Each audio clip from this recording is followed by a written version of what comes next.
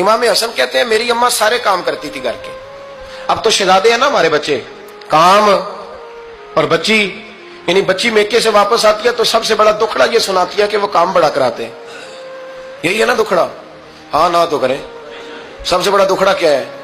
پتہ نہیں کیا کراتے ہوں گے, ہال نہیں چلوا لیتے کہیں, یا کچھ چکی نہیں پسوا لیتے, پتہ نہیں کون سا ایسا کام ہے.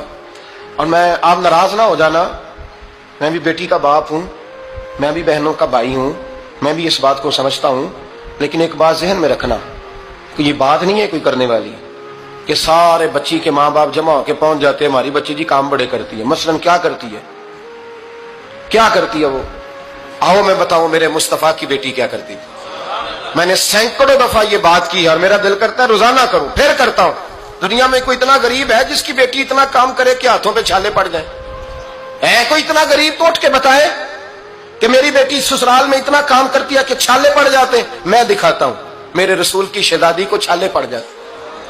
کچا مکان, جناب فاطمہ جناب فضا کی لونڈی تھی, ان سے مٹی منگاتی اور گھر میں لیپا پوتی کرتی, پھر جھاڑو دیتی. امام حسن اور حسین کے درمیان پورے سال کا فرق نہیں, 11 مہینے کا فرق. دونوں بچوں کو سنبھالتی. جناب علی کی والدہ حضرت فاطمہ بنت اسد بوڑھی تھی.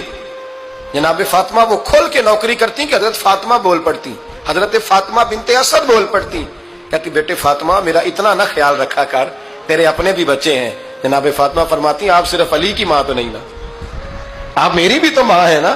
یہاں بیٹیاں فلسفہ بیان کرتی ہیں, وہ کہتی ہیں جی کس حدیث میں آیا ہے ساس سسر کی خدمت فرض ہے؟ میں نے کہا کسی میں بھی نہیں آیا. ہم کیا کہہ رہے ہیں, کسی میں بھی نہیں آیا, لیکن یہ تو آیا ہے نا کہ شوہر راضی ہو تو اللہ راضی رہتا ہے. تو اگر شوہر ماں باپ کی خدمت سے راضی ہوتا ہے تو کرو خدمت, اس کو تو راضی کرنا ہے نا, اس پر تو توجہ دو. حضرت فاطمہ پھر چکی پیستی.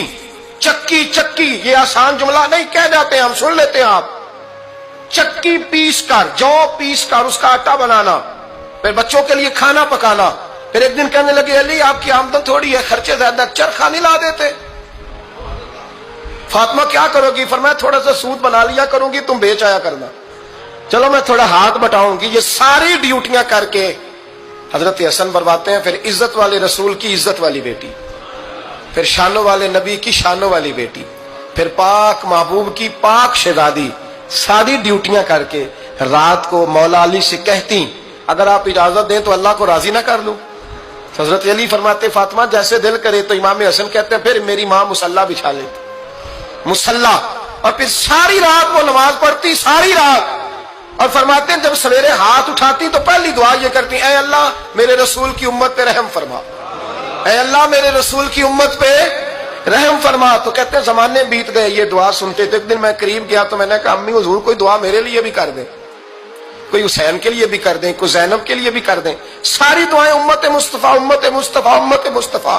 کتنا بڑا جملہ ہے, کتنا بڑا. شیخ محقق نے لکھا کتنا بڑا. جناب فاطمہ فرمانے لگی تیرے لیے بھی کرتی ہوں, حسین کے لیے بھی کرتی ہوں, زینب کے لیے بھی کرتی ہوں, سب کے لیے کرتی ہوں. پر بیٹا یاد رکھنا فاطمہ کی دعاؤں پر پہلا حق میرے رسول کی امت کا ہے. فاطمہ کی اصل میں بات بہت خوشی کی سنا دی میں نے آپ, لیکن آپ وہیں سست کے سست رہ گئے. یہ کسی عام آدمی کی دعا نہیں, پیر صاحب کی, درویش صاحب کی رٹی رٹائی دعا نہیں, یہ سیدہ فاطمہ کی دعا ہے. آپ کو اتنا بڑا خزانہ مل رہا ہے اور آپ سمجھے نہیں بات کو. حضرت فاطمہ فرمانے لگی میری دعاؤں پر سب سے زیادہ حق میرے رسول کی امت کا ہے, تو میں یہ حق ہمیشہ ادا کرتی رہوں گی, میں انہیں دعائیں ہمیشہ دیتی رہوں گی.